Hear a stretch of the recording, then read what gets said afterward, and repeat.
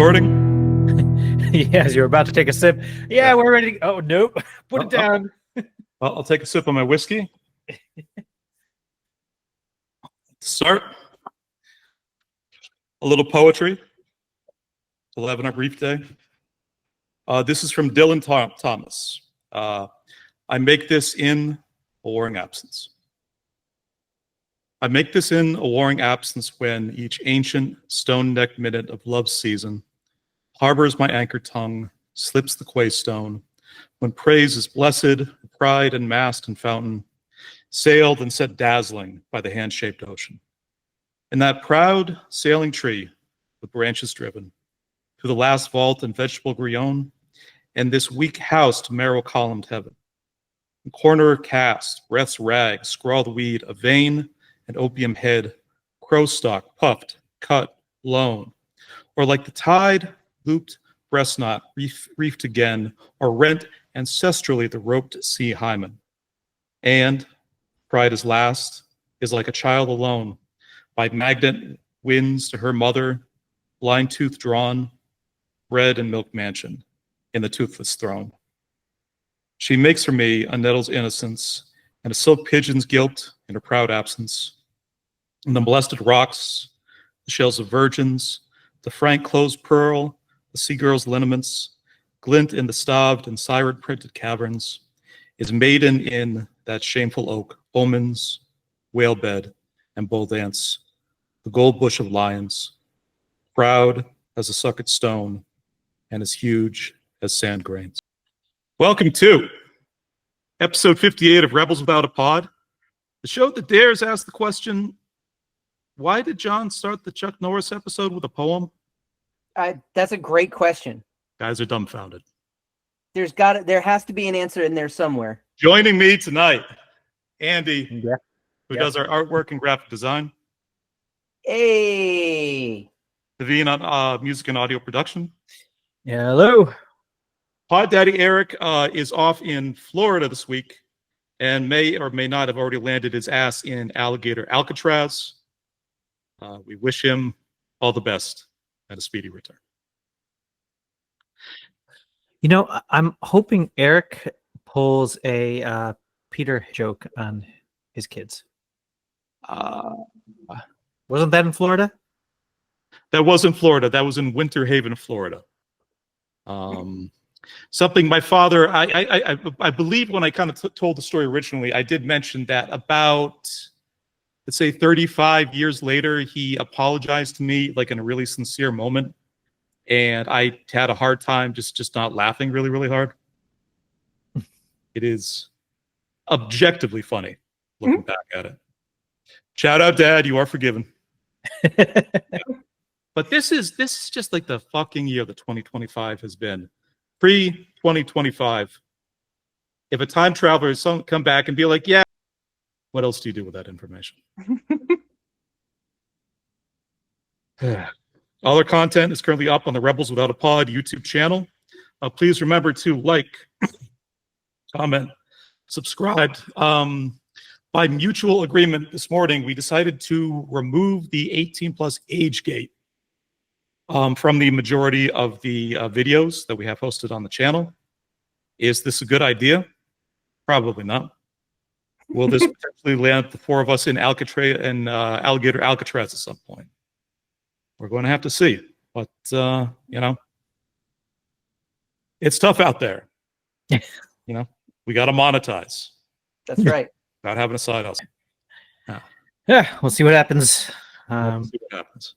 Hope you're okay there, though. You seem to be a little verklempt there. You were coughing and seemed like you're about to get teary-eyed a little bit. I don't know if it was it's 110 degrees. It's 110 degrees in Vegas right now. This just happens to my voice when I talk for like more than 5 minutes.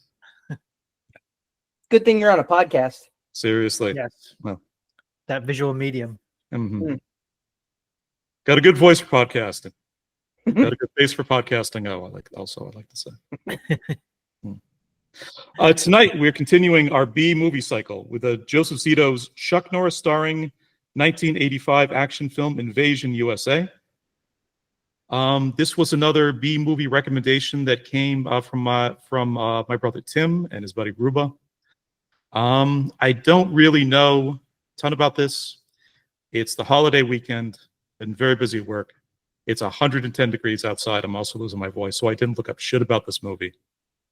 It's just at one point, supposedly, Chuck Norris smiles at an armadillo. So that's like all I know going in. What more could you possibly want in a movie? Yeah. Yeah, Well, we're about to find out. Myself. We're about to answer that exact question. Before we throw to that, though, Naveen, you had like a bit of like a mystery. So this is going to be like another one of our what we're doing for all the B movie cycles is kind of brief conversation, then a live watch, and then just kind of like an off the cuff like follow up review. We're going to be doing that tonight as well for Invasion USA. But wanted to throw to Naveen real quick. He said he had like a little activity for us, like ahead of the watch. Yeah, I haven't really done a sorbet. I know I kind of messed one up a while ago. It didn't quite work out the way I wanted to, and never actually came to fruition afterwards. And I figured this would be good. Well, and it's kind of weird doing it before. We usually do it afterwards, but Yeah. I think it'll work out either way. Well, in this case, it's an aperitif. Yeah. So let me share my screen, especially for our listeners. They would like to see our screen as well. I know they always enjoy that stuff when we do that kind of thing. Mm-hmm. So give me a second. And You think we could edit this into like the video feed itself? say that again? Could we edit the slides into the video feed itself, maybe? Yeah, we could do that. Let me see here. Yes, I think we got to go back one on the slideshow. I do got to go back. Let's see. Can I? The up or down arrow. Let's see. Going back. There we go. There we go. Oh All my right. goodness. So got some great photos. Obviously, Pause. Let's throw to Andy, who has like the most kind of visual and artistic sense of the three of us. Let's have him describe what we're looking at right now. You've got Chuckadile Dundee. You've got the Tennessee tuxedo. Hmm. I thought it was Canadian. I like to climb the rope in gym class. Mhm. You got Walker Conservative Ranger, and you've got Chucky Warhol. Yeah, just sort of AI fan art. Yep. This is all under like a slide entitled "The Cinema de Chuck Norris." Had to make it fancy. Fancy. Yeah. The obviously Chuckadile Dundee. That I know that's for Eric. He loves a shirtless Chuck Norris. Right. And of course, one of his favorite movies was Sidekicks with his favorite actor, Jonathan Brandis. Mm-hmm. Okay. And that's where the rope climbing scene comes in. So that rope climbing is actually from that movie. So I remember that. Yeah. Yep. I totally remember that. Giving that love to Eric, who's not here, and now he gets to miss out on it. In absentia. Yeah. Yeah. Just like he had to. You guys and him especially wanted to rub in doing Teenage Mutant Ninja Turtles. And Right. I was punished for it, so now he's punished for not getting his Sidekicks picture. Now he's hanging out instead of the Teenage Mutant Ninja Turtles. He's just hanging out with middle-aged, full-grown alligators. So it's funny where life takes you. All right. So if you want to kind of buzz in or anything, it's cool if you want to give it a shot here. But what I did was took a little synopsis of a movie of Chuck Norris. And then I gave you a little filmography bank that you can choose from. There are more movies in there than there are actual questions and things. So there's some that will not be used. Oh, interesting. And that's it. If you want to real use quick, the shirtless photo on the left, doesn't it kind of look like Jason Sudeikis? Like a little Ted Lasso, right? I do see that. It wouldn't have jumped out at me, but now it wouldn't have jumped out at me either. But I can see it. What I will say is, after having watched the clip that you cycled around earlier today of him fighting Bruce Lee in whatever movie that was, This was The Way of the Dragon. It was The like Way of the Dragon. climactic fight. Chuck Norris really benefits from facial hair. Right. Let me say that. Right. It's a Way of the Dragon, a 1972. 1972 Hong Kong martial arts film. Actually, that was Chuck Norris's debut screen role. It's interesting because his face when he's young no facial hair. He simultaneously looks like 19 and 107 during that fight. Yeah. Are you gentlemen ready? Let's do it. Yes, sir. All right. So this first one is example, just to give you an idea. It's an Mhm. easy one. Did you get the right tab? Good. So after plane is hijacked by terrorists, a group of military elites are sent in to resolve the crisis. So there's your filmography bank. You've got A Force of One, The Delta Force, Hero and the Terror, Forced Vengeance, Lone Wolf McQuaid, The Octagon, Firewalker, Invasion USA, and Forest Warrior. Hmm. So whoever wants to buzz in. It's a total guess for me, but I'm gonna say A Force of One. Force of One. No, I thought this would be much easier, but okay. Deal. All right. I'm thinking a Delta Force. A Delta Force. Yes, that is a Delta sounds Force. like a cadre Yeah. of like guys going in. Got it. Yeah. The actual synopsis actually read it.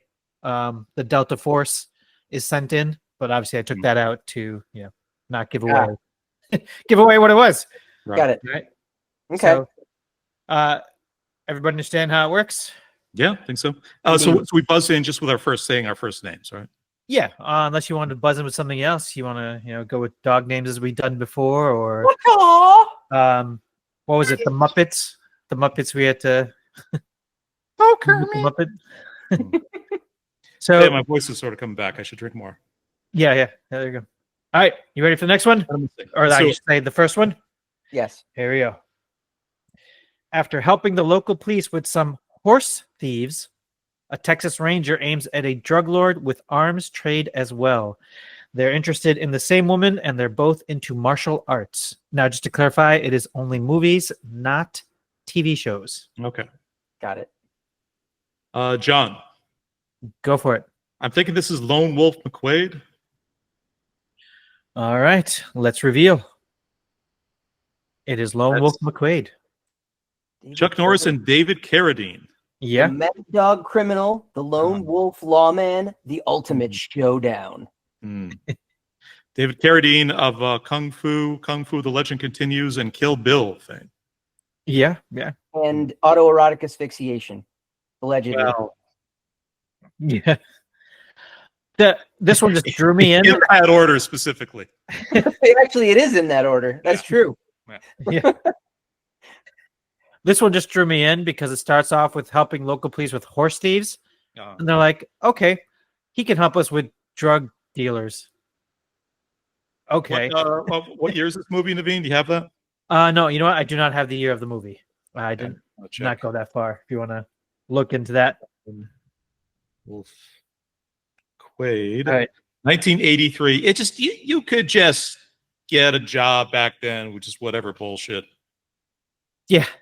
Apparently. Just pull you in. Skateboarding, and then we're gonna put you in the police force. Right. That's all it Okay. takes. Yeah. That's all it takes. Here we go. Next one. A one-man army comes to the rescue when the United States are invaded by communists. Andrew, Go for it. I'm just going to keep guessing A Force of One until it's right. No, it is not. Fuck. Whoa. Okay.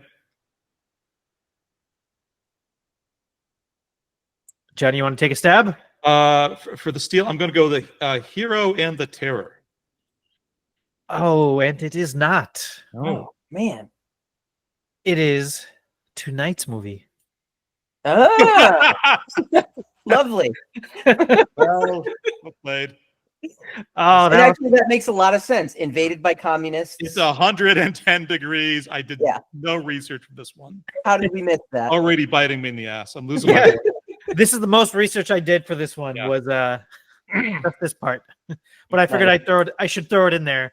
And I thought it would just be instant, but nope. Nope. All right. It's been a long week, guys. It's been a long week indeed. All right, then this works out better in my favor, so it's not so easy and boring. Nope. Yeah. Nope. All right, good. And not so stupid. All right, here we go. Killing it so far. All right, fantastic. And next one. When the detectives of an undercover police unit are being mysteriously killed by a martial artist, a professional kickboxer is hired to assist them. Andrew, Go for it. is it a force of one? A force of one. Oh, crap. This one I don't remember.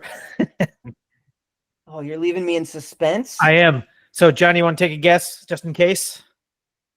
I think I don't want to steal Andrew's thunder. So why don't we? Why don't we do the reveal? Let's get right to the reveal. It is a force of one. Yes. He hears the silence. He sees the darkness. He's the only one who can stop the killing. Does he have any experience retrieving stolen cattle? No, only horse. Only horses. Ah. Yeah, not cattle, just horses. That's a horse of one. This sounded right. I was like, horse it's gonna of a be one, different but for some reason I just blanked on it. All right. So 1-1. Coming for you, Johnny. Yeah. And Not 2-1. a martial artist must defeat I think a it's plan 2-1.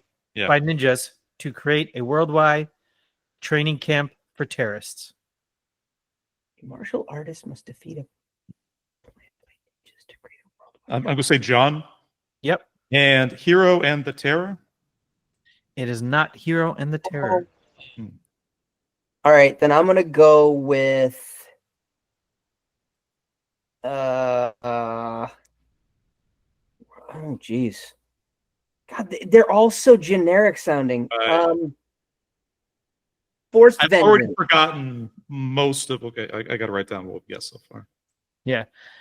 And again, I got all these descriptions from IMDb. I did not mention that, even though I said again. So you went with Forced Vengeance there, Andy? Sure, why not? All right. Why not? Well, because it's wrong. Damn And it is the Octagon. Yeah, Octagon. Octagon. Yeah. Did I make a mistake there? I heard you guys saying Johnny had 2. Yes. I believe Johnny has 2, yes. I think I got the first. And Are we counting the very first one? The Delta Force one? Yes. I was not counting that one. I was just Okay. Well, yeah. Got it.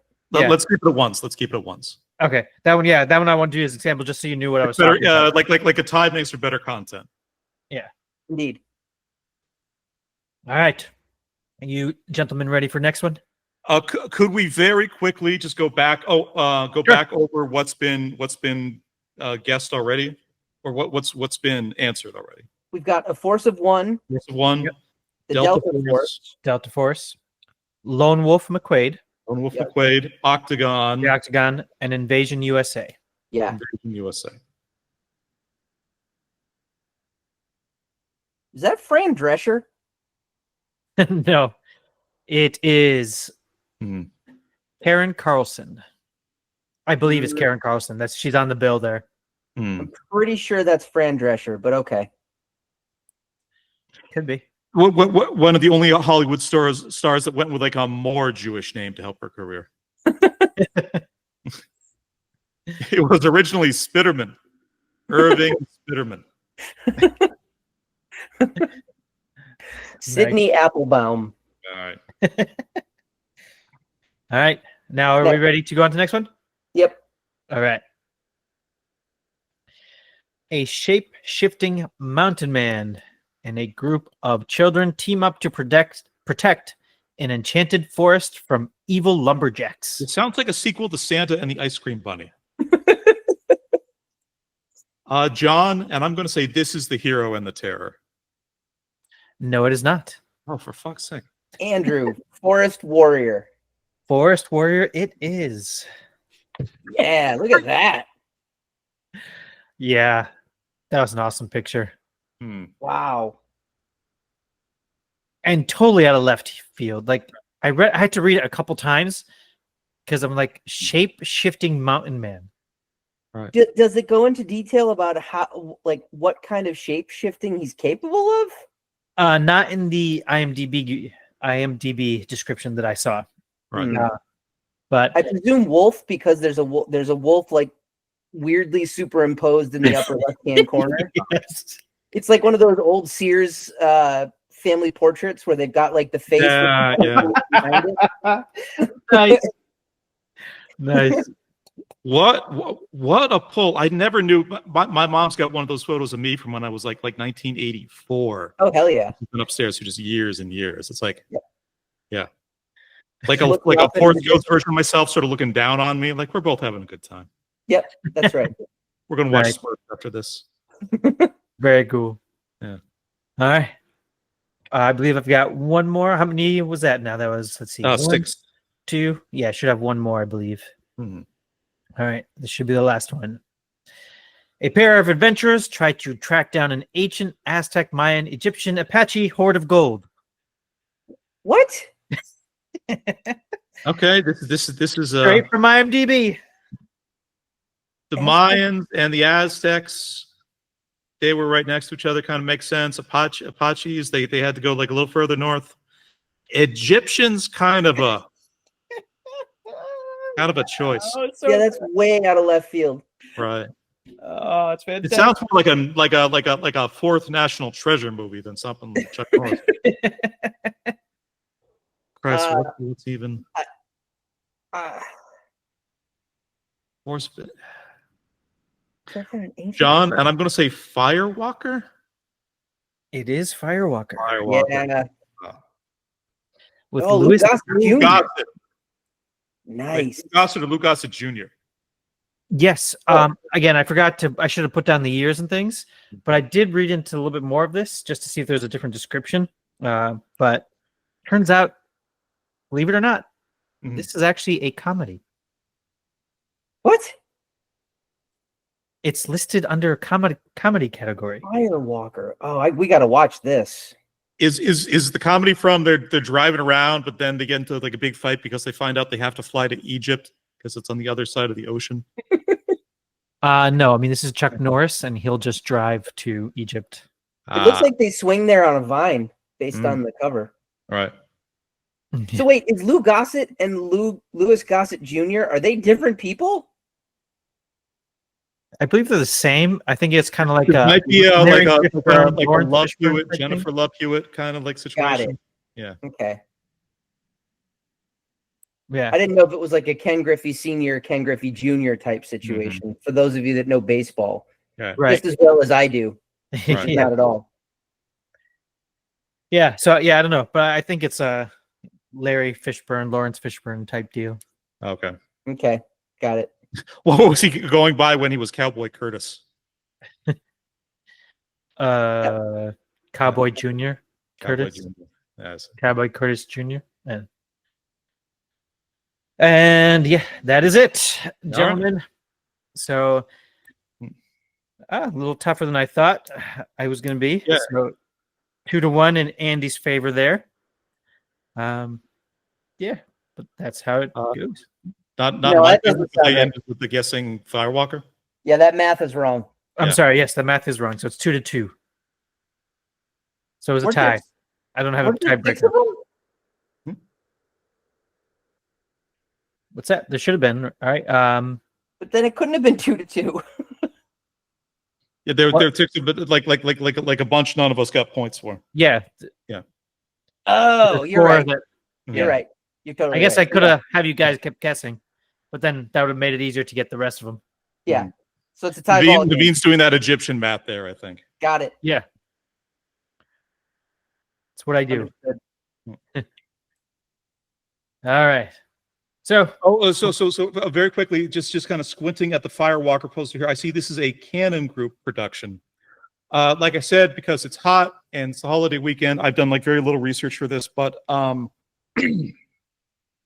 so the film we're watching tonight, Invasion USA, is also produced by Canon Films. They're, if you're into B movies, a company with a really, really kind of interesting history of just making some like the worst schlock humanly imaginable, but still somehow being profitable enough to kind of survive for like decades and decades longer than they actually should have.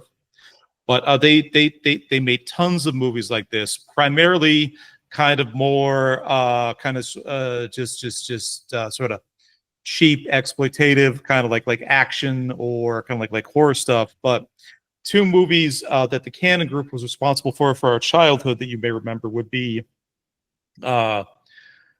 Superman 4, The Quest for Peace, which was the last of Christopher Reeve's Superman movie, in which he, if you remember, fights a guy who has radioactive fingernails. And at one point, Superman has a magical vision that repairs the Great Wall of China. I do recall that. Deeply bizarre one, but like from our childhoods, like the most sort of bizarre and egregious thing that Cannon Films was ever responsible for producing was the Dolph Lundgren live-action He-Man and the Masters of the Universe from about 1985, like 1986. An absolute turd of a movie. A movie set supposedly in Eternia. They stay in Eternia for like an entire 6 minutes of runtime. Then the majority of it is filmed around suburban Burbank at night. And I believe it's also like the film debut of Courtney Cox. She plays one of the young kids who befriends He-Man and his Mighty Warriors. Yeah. Yeah. But a company that was responsible for like a lot of dog shit back in the day. All right. Yeah, but like a lot of sort of weirdly by 2025 eyes, dog shit, but kind of interesting and kind of compelling dog shit. So yeah, there was my survey. I just wanted to say that, and I guess I should have paid more attention to it. Aperitif, sorry. Yes. Aperitif. Yeah. Swine. As I was working on, just want to, as I say this, I say it for a reason because I probably should have focused on it more, but I was in between doing that and I guess introducing to our audience of two, trying to work on some shorts. Okay. Yeah. So hopefully those will be coming out soon. Our numbers are going up. We're trying to kind of do things to kind of like put the podcast out there like a little bit more, sort of make it more accessible. So Devine sort of debuted sort of one of his shorts with some animated captions earlier today, I believe, for like our Darkman episode. Got like a nice little laugh out of that. Hopefully kind of check them out. And sort of like we said, we're well over 1,000 views collectively at this point. We appreciate like the time and we appreciate like the attention we're getting from everybody. So please stay tuned. Like we hopefully have like a lot of more entertaining stuff kind of coming down the pipeline. Will that be tonight, or will we just be kind of too dehydrated by the time that we actually finish watching Joseph Zito's Invasion USA? Like I said, I did virtually no research about this. Roger Ebert, when it came out, gave the film half of a star. Ooh. Which I think puts it at the lowest, or maybe tied for the lowest of anything that we've covered in terms of his ratings. He called it a brain-damaged, idiotic thriller, not even bad enough to be laughable. So this is gonna be good, Raj. We got to see what's happening. We got to see what's happening here. I do have a question for you, Johnny. Sure. Did your brother give you any? What was his description of this? Like, how did this get onto his radar and or your radar?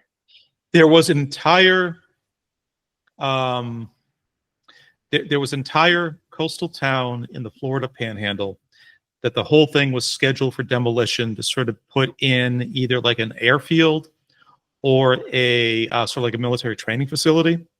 And they were just going to demolish the entire thing. Supposedly the story behind this movie is rather than demolish it, the Cannon people reached out and said, hey, would you let us film a movie here and we can demolish this town on your behalf?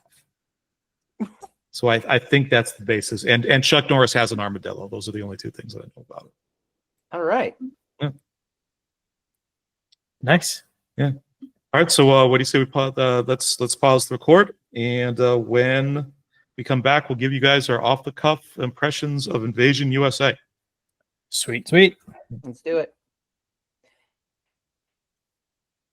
Oops, wrong button. We'll be right back. Leave this all in. Okay.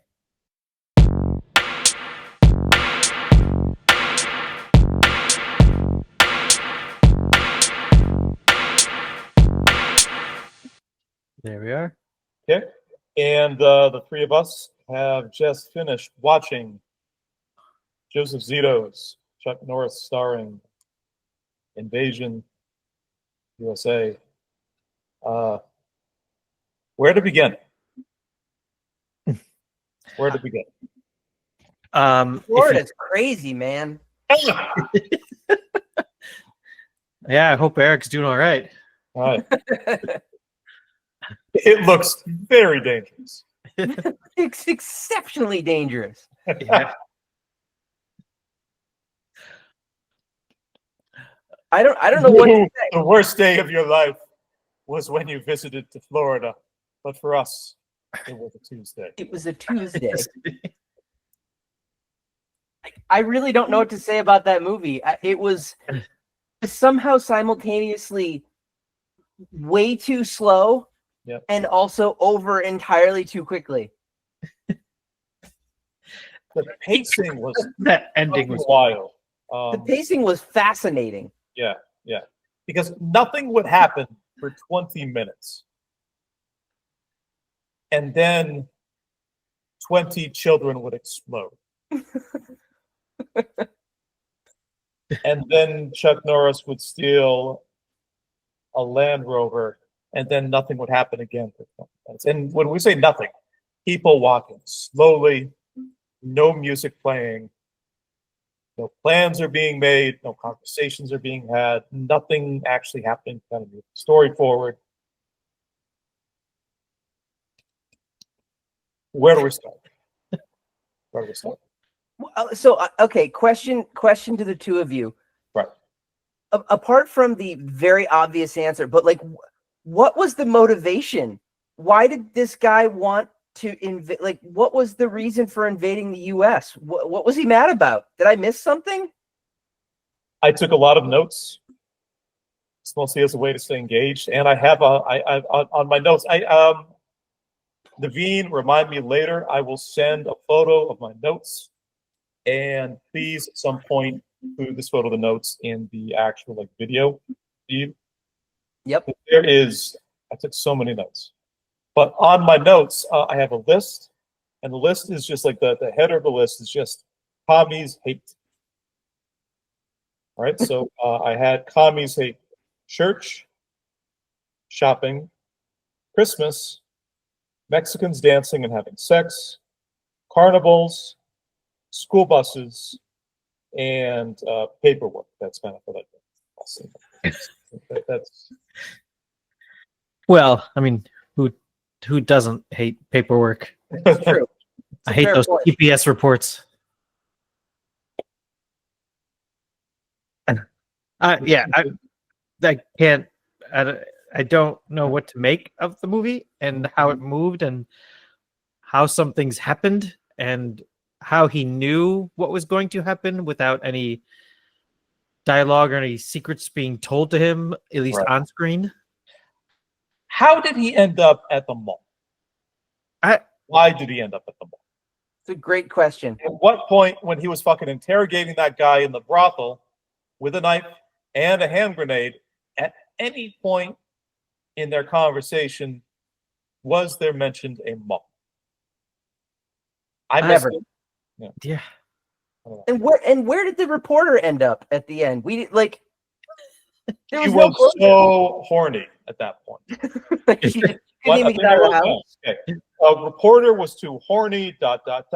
Life saved too many times without getting thank you sex. I think she was overwhelmed. She went to the casting office, like in North Hollywood, changed her name to Fran Drescher. Final tap like the next month, the rest is history. All right. Yeah. If you don't mind, I haven't done one of these at all, Okay. and I want to give it a go. I want to give it a go with the synopsis in brief. Wait. All right. Confidence. I'm loving this. Loving this. All right. Yeah. So my synopsis in brief that I really loved was synopsis in brief. Don't run over my bucket. That's good. I like that. I think that sums the movie as well as literally anything else possibly could. Right. I don't know if that's a compliment necessarily, but it's accurate. Synopsis in brief. John Eagle, I love you so much. I burnt down the fucking Everglades. What else Yeah. today? Synopsis in brief. Post-credit scene reveals Chuck Norris to be the dog from Duck Hunt. Synopsis in brief. There's a war on Christmas. War on Christmas. Synopsis in brief. It was a bad time to be invaded because the whole country was already dealing with a nationwide gas leak. Well, and listen, everybody was up in arms because the highway was in such a state that they couldn't get meat. Right. And produce. Okay, And produce. I have a theory about that, and so let me throw it out to like the two of you as parents, like the two of you as fathers. I think that there were some people in that particular Florida community, and this is something like the adults had kind of in the back of their minds, sort of like an idea that had been whispered about, but just nationwide sort of commie invasion, sort of martial law, everything's like apocalyptic, everything's going to shit. It makes no sense to kind of put all the children on a bus and just kind of send the bus out onto the highways where they've already established it is too dangerous to go out and get meat. I'm kind of thinking one town was just like, okay, yeah, you know what? We know a bunch of you just sort of have, there's a lot of you guys out there have kind of bummer kids. So you know what? We're getting a school bus together. You each get to pick one. And then what happens is what happens. It's a pretty small town as well to only have one busload of kids. Mm-hmm. That's why I'm thinking like there was one pick each. It was strategic. Yeah. Yes. Because we've seen Road Warrior, right? Like there's no fucking just useless kids sitting around and sort of kind of Road Warrior times. Like they got boomerangs, they're repairing helicopters. They're kind of going around kind of doing useful shit. That to me in apocalyptic times, that must have been like a decision that got made early, right? That's an interesting take, Johnny. Yeah. I wrote a lot of notes. I think that's a fair assessment. Who is this movie for? Chuck Norris. I missed that last part of the question there. You kind of stuttered on my end, the connection. Sorry, I popped my bike back in. Who is this movie for? Well, yeah, Chuck Norris. Yeah, I can't. Yeah, no. Yeah. That's the only answer that makes even just a little bit of sense to me. It's he was part of the screenplay. Right. Although apparently did not give himself credits in the beginning there. What a fucking movie to have your name taken off of, because motherfucker, you were in Invasion USA. We need to do a review of the opening credits at a certain, because I cannot believe he is not top billed in that. We must have missed it somewhere. Yeah. Yeah. Okay. Price is Right rules. How old was Chuck Norris when they filmed this? Closest without going over. Both of you. Oh. All right. Price is Right rules. When did this movie come out again? 84? 85. 85. Yes. I'm going to say 32. Oh, I was going to go 33. I'm going to go 33. Go 33. Naveen would be the winner. Chuck Norris, born. I'm actually. I got to get like his full name for this. One quick second. His name is Carlos. Carlos Ray Norris, born March 10th, 1940. No kidding. What? March 10th, 1940. Carlos, he's age 45. Same as me and Naveen. Andy, it's either right before or right after. Remind me. Forgive me. I'm 44, so yeah. 44. Okay, so you're coming up on it. Like Andy's 45th birthday. He's just going to show up at the pod. It's going to be all denim, leather gloves, That's right. Ass crack, Bowie knife. You're telling me that next year, actually later this year, I can front my own completely nonsensical action movie? You're going to enter your invasion era, dude. Oh man, it's about time. All right. Jesus, I've been waiting years for this. Who will that be for? Chuck Norris. Okay.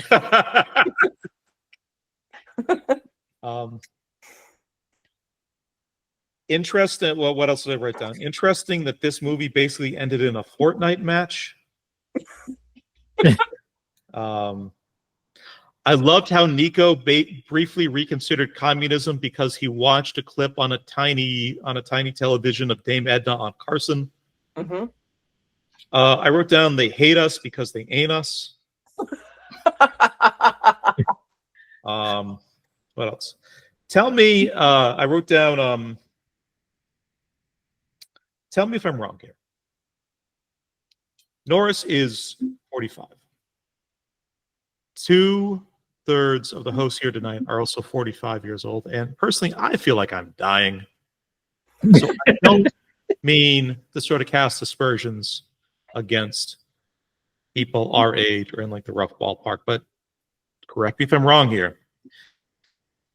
Chuck Norris was moving around and fighting like he was 350 pounds. This body. Right? I mean, it certainly didn't take nearly as much athleticism to be an action star back then as it does now. No, it does not. Yeah. That being said, I definitely can't lift my leg that high. Sure. Although he only kicked 3 times like this entire movie. Mm-hmm. Right. Night of the Walking Dead for like the rest of them. Yeah. I think the Walking Dead characters, the zombies, I mean, are actually more animated than Chuck Norris was in this movie. I don't think he blinked the entire movie. That had to be like deliberate, like solidarity with the armadillo.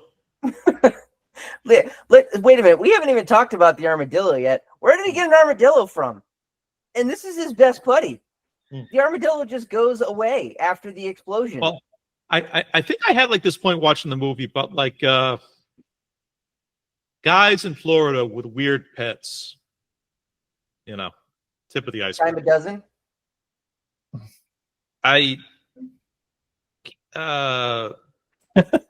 The armadillo was probably not even like the weirdest thing living in that house. Well, it was Chuck Norris. Right. Yeah. But although going back to his kicks, I'm trying to remember, did we actually see him kick? Or was the rest of his body always off screen? He got in a very low kick against one of the Mexican pimps in like the scene about like halfway through the movie. The guy who's obviously like a lot stronger and younger and more buff than Norris ran downstairs to get the second Mexican pimp. Yeah. Who was even younger and more fucking like buff looking. And he came upstairs, and then Chuck Norris hit him with like a 45-year-old kind of bondo kick that barely went above the waist. Right. So there's one kick that we actually got to see. I think there was 2. Didn't he kick? And there were 2 kicks against Rostov in the final fight. Yeah. Right. I remember that really fun one, but I just remember the kick though. That's what I'm saying. Like I don't remember actually seeing his body. Like it was just the leg hitting him in the face. No, I think there was one. I think there was one where you see his body. Right. So we were just talking about his agility and if he's actually. So I was just curious, was he actually doing those kicks or did he have a stunt double? Right. Well, I mean, it doesn't seem like he's in the same frame for most of the characters he even has dialogue with. So. Yep. It's because in the very first kick he pulled his groin, and then was limping around the rest of the time. Right. What else did I write down? Denim's the brakes. Oh, boo! Boo! You sat through all the fucking Invasion U.S.A. and you're like, interesting. That's the thing as an audience member that gets you upset. Negative. Oh, It's a no from me. Okay, yeah, you know what? Andy, just keep in mind when you're 45, you're not going to be able to kick that high. That's right. But You're not going to be able to reach my heart. I've got 2 more months where I can still kick high. Okay. You better be careful though, Andy, Mhm. because Johnny's gonna hit you with so many rights. You're gonna be begging for a left. I'll be begging for a left. You're right. That's a fair point. Good. I hate to tilt my head. That's how I'm like introing the next podcast. It's going to be another Dylan Thomas poem. All right. Well, I got a question for you then. Shoot. Is Invasion USA a Christmas movie? Oh. It is the Christmas movie. Okay, just making sure. Yeah. We should bring that debate in. If Die Hard's going to be a Christmas movie, not this. All right. During So Christmas time. it's the ranking is the Christmas Story, not the movie, the actual shit from like the Bible, then Die Hard, then Invasion USA. We're going to call it the Holy Trinity. We're copywriting that tonight. All right. I support that. Yeah.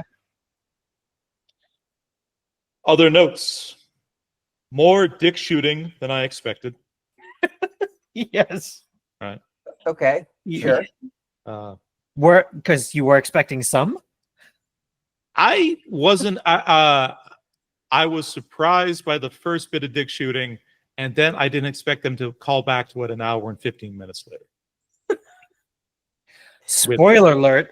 Right. The TV show, the Netflix show, I should say, that you guys all hate that I chose to Uh-huh. watch, he gets shot in the dick. Huh. Oh, I don't have to watch it, so thank you. Yeah, you're Right. welcome. Yeah. Did he get shot? Did he get shot in the dick while he was masturbating into like another West Village like flower box? No, he was in the forest. Okay.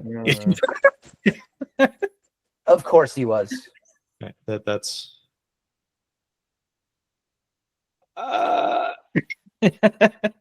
Leave your speech to Kevin. Serious question, and I say this to the two of you as the person who knows him the best. So that's why I want to be asking this question and hearing a response from the two of you. Would Eric have enjoyed this? Oh yeah. I'm not going to add in anything. No. I mean, right off the bat, Yeah. there are a couple of boob shots. He would have loved it. Oh, That's Eric. Yeah, there. Isn't that It's a funny? good point. yeah. I There's don't know, no Eric's way an enigma. far into the podcast. Eric's an enigma. He's a riddle wrapped within an enigma to me. I can never tell exactly which way the wind is going to blow on his tastes in movies. I really thought you were going to say taint, and that's fine that you didn't. This is MGM Home Video's highest selling home video until 2007. The first being Gone with the Wind. That's impossible. That is a fact cited on the Invasion USA IMDb website, which may have been written actually by Chuck Norris. I don't know. That's wild. Holy shit. Why would anybody buy this? Again, who is this for? I mean, like that's a fucking thing because it's during the Cold War. I mean, there is that whole thing. there was like the Red Dawn and like Yeah. it kind of like kind of commie invade. This is kind of peak Reagan, but there's a fucking seriousness to like 30% of this movie that is so jarring and so bizarre. Like, right? It's just this should be like a Hot Shots prequel. Like this should be fucking comedic, but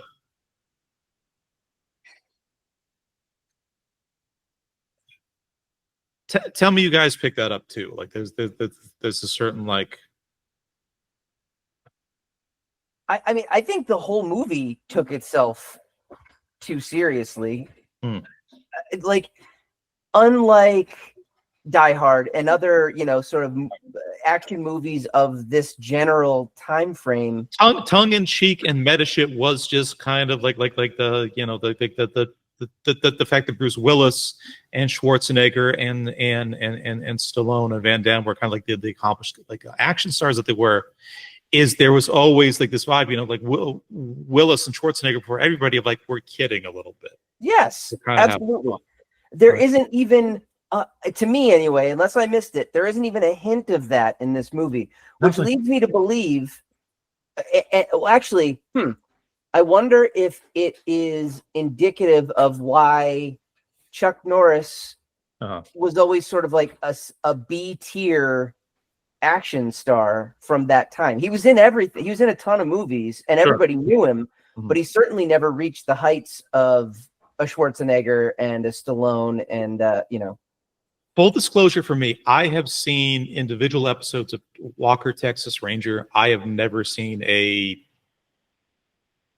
this is, and I'm racking my brain for counterpoint. I think this may be like the first feature length Chuck Norris starring movie that I've ever watched.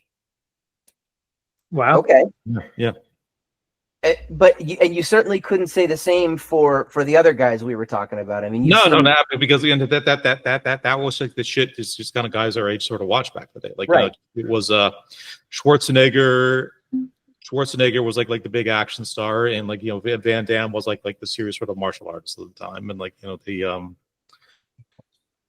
Chuck Norris. What's interesting is if you look at his kind of biography in his career, he is more accomplished as a martial artist, as a writer, as a teacher, as as a sort of a foundational technician and philosopher for like a lot of the a lot of like the fighting style that he actually like practiced. I mean, he was leagues ahead in certain ways from the actual sort of just big action stars like this. Mm-hmm. Yeah. Didn't he like win? He won some martial arts tournament for like 6 years in a row. Right. Running. I mean, when he fought Bruce Lee in Way of the Dragon, which was 1972, he was already famous at this point. At that point, they had a real back and forth for several years of like, oh, I want to be in your movie first, or no, you can be in my movie first.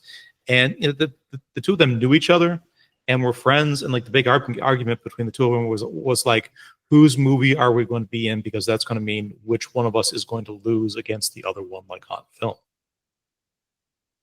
Right. Oh. I can't imagine that Chuck Norris is a big fan of losing on film. Right. Well, 1932 maybe is like a little bit sort of cool about this. Like there's a fucking weirdness to like not just this film, but his performance and his kind of centrality and like and the fact that he is again pretty fit for like a 45-year-old, but he's just kind of walking around it the entire time like he has a hernia and Alzheimer's. Hey, listen, maybe he does. And in which case, this is a phenomenal movie. Think of it that way. Yeah. Representation, putting it out there. That's right. That's right. He's one of us. Yeah. I don't know. This is an inexplicable movie to me. There are no, and yet somehow still better than Opportunity Knocks. Wild, right? It's amazing how that worked out. Gentlemen, any closing thoughts on Invasion USA? Like a film that I would really say has truly not as bad as Opportunity Knocks, but maybe this is one of the most baffling things I think that we've watched for the podcast. I mean, like individual movies have lost individual people like over time, but like this is. Yeah, for me, I don't know. Yes, I would agree. More enjoyable than Opportunity Knocks. Mm-hmm. But at the same time, it's like, listen to our episode, take it or leave it, watch it, don't watch it. It's not, like, whereas Opportunity Knocks is like, yeah, please don't bother watching it. Don't waste your time. This one's like, I can't recommend it, but I cannot not recommend it. I feel like I'm going to be thinking about this one for a while. This isn't a movie that I would recommend watching on your own. Uh-huh. This is a Yes. movie that I think is perfect for watching with your buddies. Yeah. Well, this is the whole sort of point that Tim and Ruba raised so wonderfully on the like the B movie senpai podcast I did with them. It's just like that the B movie experience is just it should be group, it should be communal, it should be the thing about like a really kind of classic weirdo B movie is it doesn't matter if you talk over it. Yep. And it doesn't even matter a ton if it's really, really good ultimately, or really, really kind of bad ultimately by its amateurishness. It just has to be a thing you can talk about, or good or bad, like after the fact. Yeah. Yep. All right. I would agree with that. Why don't we wind down there, Naveen? I will send you a photo of my notes right as soon as this is done. Rebels Without a Pod, episode 48. Don't know 48. 58. 58. Yeah. This 45-year-old has just completely lost any ability to kind of keep track of anything what's happening at this point. Eric, shouting out to you in the future. I think we kind of need you to watch this one solo and then report back to us. We don't sleep, so it'll probably be fine. No, forget that. Watch it with your kids. No. All three of us know that he is not listening to this. We'll see. No, Eric, watch it with your kids. He gets really, really engaged when you challenge him on certain things. He's going to hear the Dylan Thomas poem up top. He's going to be so fucking infuriated by it. And I'm going to make sure that he's infuriated by it, because I'm going to text him as soon as this is over to say, we talk about how infuriated at the end of the pod, we talk about how infuriated you are going to be by the poem at the beginning of the pod. So I think that's the best move I can kind of make to actually have him listen to like the entire thing. So our odds here are pretty good. Papa, you got to join the invasion. You got to swing back around. Like, let us know what you think. Protect us from the commies, Eric. You're down there. Right. And wrangle Avenge John Eagle. Avenge what? Okay. Wrangle Yeah. alligator for us. Yeah. One of you guys come up with a nickname for the what should we nickname the armadillo? Chuck Norris. Avenge Chuck Norris, John Eagle, and the other Chuck Norris. And also Chuck Norris. Don't forget about Carlos. And Carlos. 45 years old, fucking hell. Gentlemen, pleasure talking to you guys both as always. Next week, when Eric is kind of back in town, we're going to be continuing the official run of the Rebels Without a Pod B-movie cycle by watching Eric's pick, 1990 low-budget B-horror film, Frankenhooker, which, spoiler for like the listeners, but Andy's work is for like the art that we do on the episodes week to week is just so consistently good, so consistently just original and beautiful and detailed, and the fucking, not just like the quality that he puts out, but the sheer thematic and tonal variety. Like this guy. I mean, he's up on stage, he's playing metal, he's playing rock, he's playing blues, he's playing jazz. The Frankenhooker episode shit is par excellence for him. And I really look forward to like everybody, to our listeners, being able to see like that little part of kind of what's coming up. The movie itself, we'll have to see. You flatter me, Johnny. Yeah, that's right. That was quite the flattering on this one. Is this getting, you loved the Handmaiden one as well? Yeah. So is this one, the Frankenhooker one, starting to beat out the Handmaiden one as your favorite there? Well, let's see if Frankenhooker gets up to triple digits first, and then we can have that. And just to let you know, audience member ×2. Hi, Napone. Yeah. Appreciate you guys. Andy hasn't seen the movie. Nope. But enjoyed doing it so much that he did 2 for this one. Yeah. Yep. We've got Yep. I had fun with this one. Good we times. have 2 to show you. And he liked Frankenhooker so much, went back for seconds. And it was sloppy. Yeah, we're gonna see how I feel about that. This is either our first or best episode. Time will tell. A little column A, column B. Column A, column B. All right. Like you gentlemen a bit, okay? There you All go. right, well, take Have a it good easy. 4th. Same to you. Bye. America's birthday. Chuck Norris. Invasion USA.